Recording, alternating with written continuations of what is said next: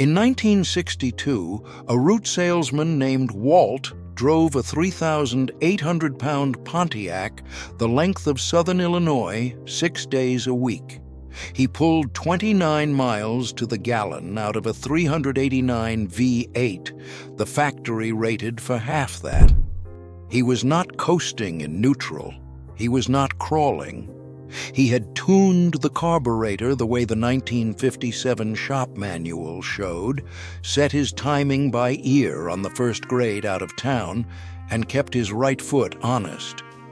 The man at the Pure Oil station did the same for every regular's car for the price of a tune. That same Pontiac, driven the way most people drive today, would struggle to break 15 miles per gallon. Walt's secret is number 7 on this list. He never called it a secret. Back then, it was just how you drove. We did not lose this knowledge because engines got thirstier. We lost it when the full-service station died, and because nobody who sells fuel had reason to keep it alive. There was a time when the man who pumped your gas, set your mixture, checked your tires, and listened to your idle before he waved you out. He could find 10 miles to the gallon in an afternoon with a vacuum gauge and a screwdriver. We replaced him with a self-serve pump and a price sign that only climbs. The complexity was never real. The forgetting was profitable. And the men who knew how to make a car sip are nearly all in the ground. Number 19 was done free at every fill with a gauge and a thumb, and skipping it quietly burns 1 tank in 20 for nothing.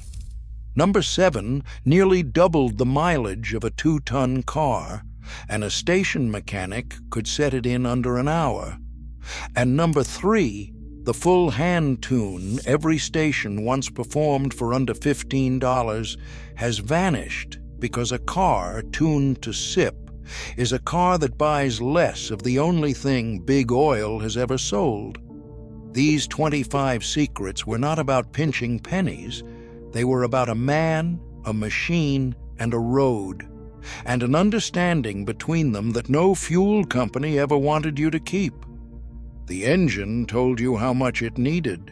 The driver gave it no more. That conversation has been drowned out by 60 years of being told it cannot be done. Hit that subscribe button, and let us count down the 25 lost fuel-saving secrets that cut gas bills in half before Big Oil buried them forever.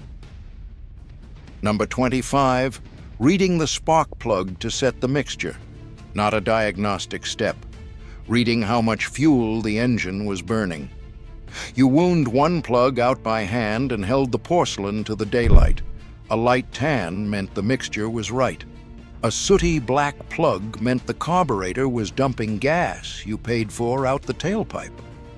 A Texaco attendant in 1958 leaned the mixture off a black plug and gave a farmer back 2 miles per gallon he never knew he had lost. Every American carburetor from 1955 to 1980 was built to be read this way. The sealed feedback carburetor of 1981 took the screwdriver out of your hand. The plug was not a part. It was a fuel report written in soot.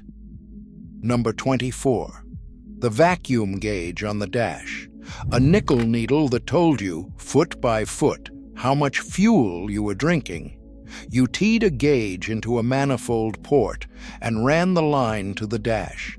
High vacuum meant a light throttle. Mash the pedal and the needle dropped, and the gas went with it. A traveling auditor in 1963 cut his fuel bill by 1/5 in a month, watching that needle instead of the speedometer. Detroit sold these from the factory in the 60s and called them economy gauges. By the 80s, they were gone from the option sheet. The gauge did not save the fuel. It showed you the foot that was wasting it. Number 23, setting the idle mixture by vacuum and ear. A quarter turn was the line between a clean burn and a rich one. You turned each mixture screw slowly, hunting the highest steady vacuum. The idle smoothed and lifted as it came right, then stumbled the instant you went too lean. A station mechanic in 1961 set mixtures by sound alone. He knew a rich lope the way you know a cough across the house. Fuel injection erased the mixture screw after 1981, and the setting went into a sealed box. The gauge gave him a number. His EOR gave him the engine. Number 22. Trimming the carburetor, metering rods.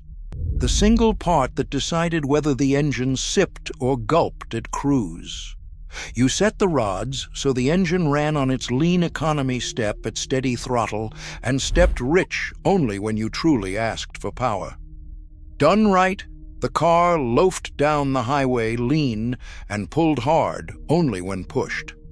A fleet tuner in 1959 reworked the rods on a delivery van and added better than 5 miles a gallon across the route. Sealed carburetors through the late 1970s, then injection, took the adjustment away for good. 4 minutes with a screwdriver. The difference between a gulp and a sip.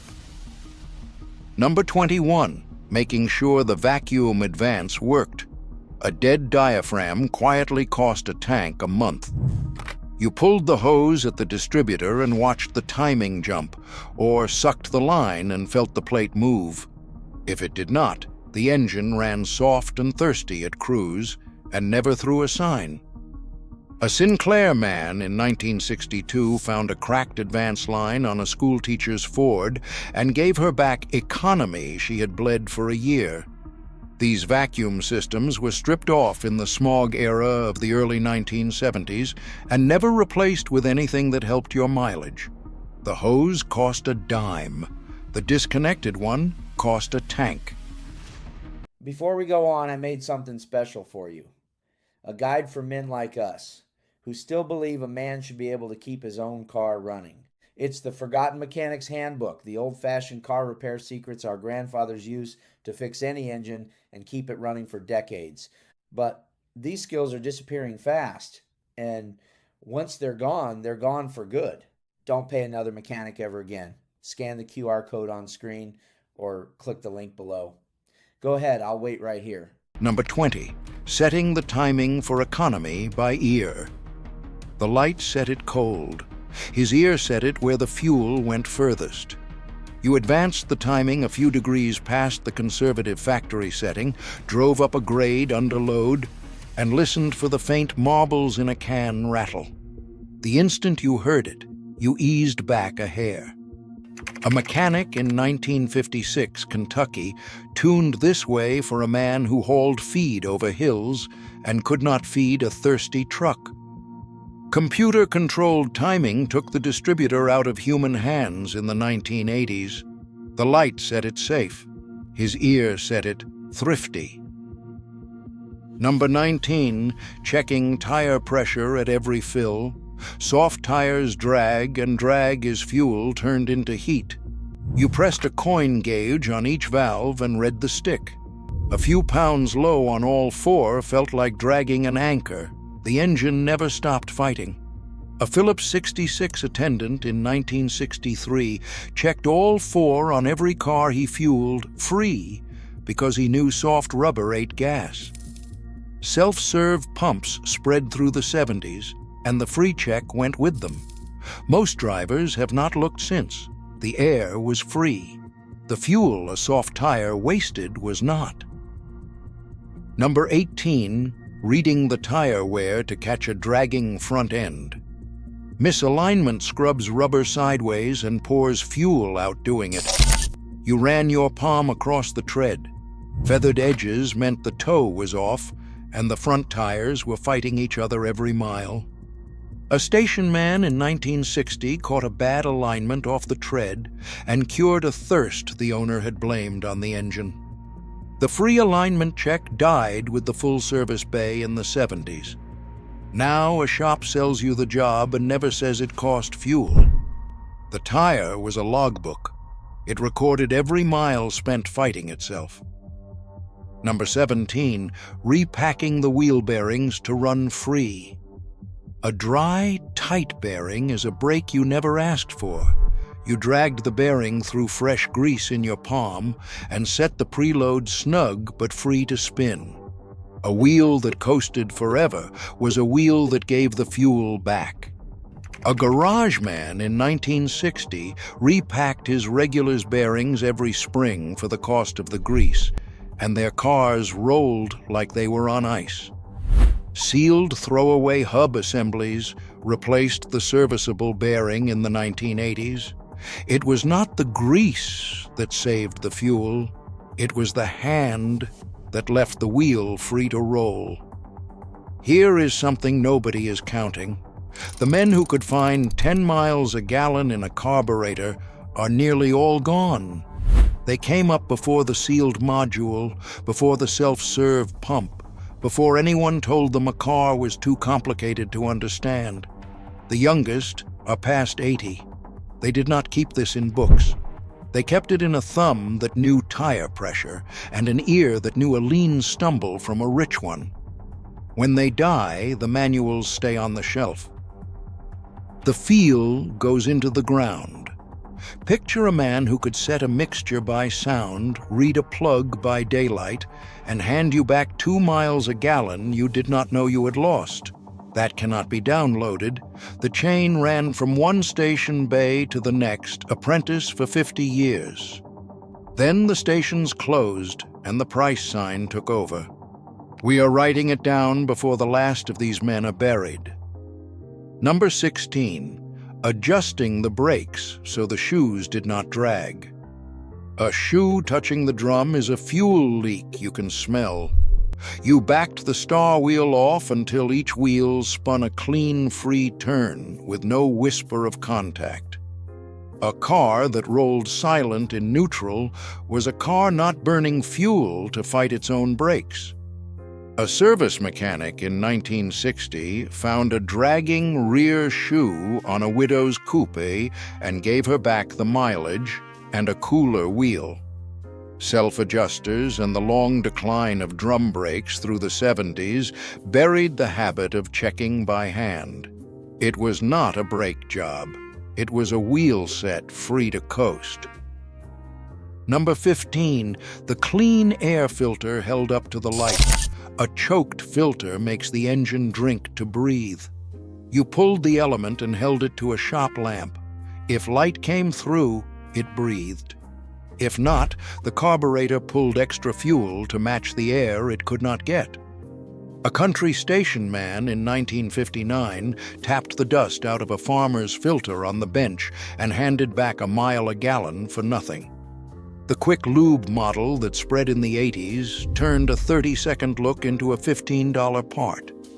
The filter was cheap. The fuel a clogged one wasted was not. Number 14, setting the choke to open all the way. A choke stuck shut ran the engine rich for miles. You watched the choke plate after warm-up and made sure it stood fully open.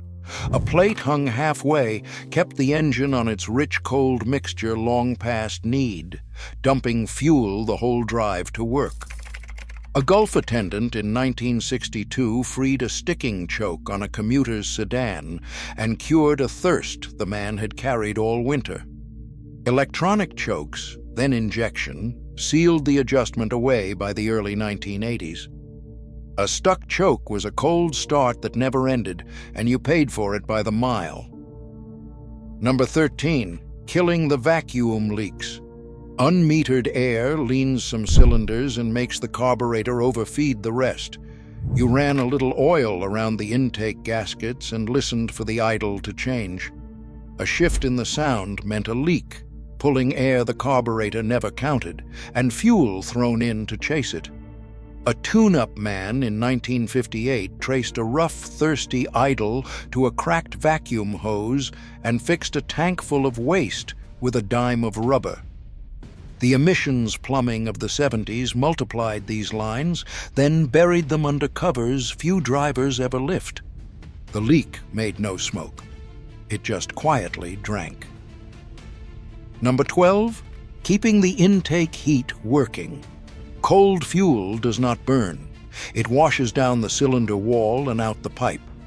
You made sure the heat riser flap and the intake's warm passage were free, so the fuel arrived as vapor, not droplets. A warmed intake burned what it was given instead of wasting the heavy half.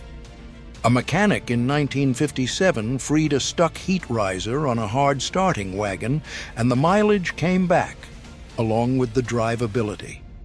The emissions plumbing that arrived in the 70s buried these passages, and almost no one checks them now. Vapor burns, liquid leaves by the tailpipe. The heat decided which. Number 11, running the right oil. Thick, tired oil is internal drag the fuel has to overcome. You used the lighter weight the manual called for, in the season it called for, and changed it before it sheared down to sludge. An engine turning in clean, correct oil gave back fuel the wrong oil had been stealing. A fleet man in 1961 ran the recommended weight across his whole fleet and squeezed out a measurable gain. The one-oil-fits-all habit and the stretched change interval that came with the 80s took that small edge away. The oil was cheap. The drag from the wrong oil was not. Number 10, the points, plugs, and condenser set true. A weak, lazy spark leaves fuel unburned and gone out the pipe. You gapped fresh points, set the dwell with the engine running, and gapped clean plugs to specification. A hot, sharp spark lit every charge completely, and a complete burn is a cheap mile. A station tune-up man in 1958 would not let a weak spark slide even on a car nobody complained about, because a lazy spark was money on fire. Electronic ignition sealed the job in a box by the mid-1970s. The spark lit the fire. A clean spark left nothing to waste. Number 9, taking the dead weight out of the car. Every 100 pounds you haul is fuel spent hauling it. You cleared the trunk of the toolbox you never opened, the sandbags from last winter, the parts that lived back there for no reason. A lighter car accelerated on less and coasted on more. A traveling man in 1964 stripped 60 pounds of forgotten samples out of his sedan and watched his weekly fill shrink. Cars only grew heavier after the land yacht years, and nobody added up the cost of the trunk full of nothing. It was not the engine drinking, it was the load you forgot you carried. There is a reason no one ever taught you to make a car sip. Follow the money. Americans burn more than 135 billion gallons of gasoline a year. And the government's own numbers say most drivers could cut deep into that with nothing but habit. The Department of Energy puts the waste from aggressive driving at 15 to 30% on the highway and as much as 40% in town.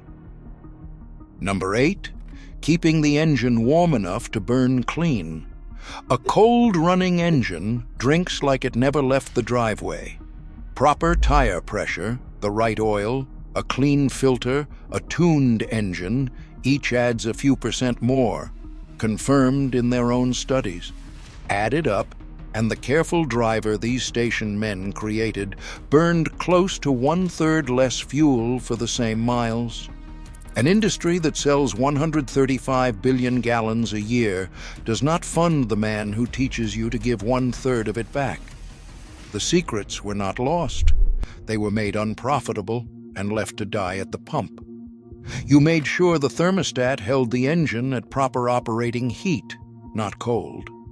An engine kept cool by a stuck-open thermostat stays on a richer mixture and never reaches the temperature where fuel burns most completely. A station man in 1960 swapped a thermostat stuck open and gave a commuter back the winter mileage he had blamed on the cold. The weekly cooling system check left service with the full-service bay in the 70s, and the $2 part went unchecked. Cold steel wastes fuel. The thermostat decided how soon the engine stopped drinking like January. Number 7. Tuning the whole engine to cruise lean. The combination Walt drove on. The factory could do it and chose the middle. You set the timing, the advance, the mixture, and the metering to work as one, so the car loafed down the highway lean and stepped rich only under real load. A big car cruised like a small one. That route salesman in 1962 pulled 29 out of a 389, doing exactly this day after day. The smog era, then injection, took the whole chain out of your hands. It was not one trick. It was a dozen small ones agreeing with each other. Number 6. Coasting to the stop. Fuel spent to reach a red light is fuel spent twice. You read the road far ahead. When a light went red 200 yards out, you lifted off and let the car roll down to it, brakes barely touched. A cab driver in 1963 outlasted every fill his fleet mates bought, simply by never hurrying toward a stop. The station men taught this to every driver before the 70s. Now, traffic floors it light to light and brakes hard at each one. Braking just throws away fuel you already bought. He refused to buy it twice. Number 5. Driving in the highest gear the road allowed. A lugging engine and a screaming one both waste. The middle sipped. You shifted up early and let the engine loaf at low, easy revolutions on the flat, dropping a gear only when a grade called for it. An engine turning slow and light burned a fraction of a downshifted revving one. A long-haul man in 1965 ran the tall gear on every flat mile and made his fuel last where others stopped twice. The automatic that shifts for you, common by the 70s, took the choice away, and drivers stopped feeling the waste. The gear did not save the fuel. The patience to stay in it did. Number 4. Holding a steady speed and a steady foot. Every surge is fuel poured in to chase a speed you will give right back. You found a speed and held it, easing the pedal in small amounts instead of pumping it. A steady throttle kept the carburetor on its lean cruise circuit instead of dumping fuel through the accelerator pump. A salesman in 1962 drove the whole state at one calm pace and bought half the gas his hurried partner did. This was plain road sense before the 70s. Cruise control later sold the discipline back as a feature. Smooth was not slow. Smooth was the engine never asked to waste. Number 3. The complete tune-up done by hand. Points, plugs, condenser, timing, dwell, advance, and mixture, set by one man in under an hour. You replaced the points, plugs, and condenser, set the dwell, timed it with a light, refined it by ear under load, and set the mixture by vacuum. Every adjustment fed the next, his hands moving ahead of his eyes. A service mechanic in 1968 did all of it for $14.95 while you waited by the register, and you drove out drinking less. The feedback carburetor in 1981 and OBD2 in 1996 sealed it inside a computer. It was not a service. It was a man making an engine ashamed to waste a drop. Number 2. The weekly walk-around. The best tune on earth cannot save a car its driver neglects. You checked the tire pressure, glanced at the air filter, eyed the belts, and looked under the car for the leak that bleeds mileage away. 5 minutes on a Sunday kept every fuel-saving setting doing its job all week. A station man in 1958 sent every regular home with this habit, treating the driver as the engine's first mechanic. The weekly check the full service station taught was gone by the 80s, traded for a warning light that speaks last, not first. The mechanic set the engine to sip. The habit kept it that way. Number 1, the right foot. That is all. The one thing that decided your fuel bill more than any part under the hood. You drove the way the road let you.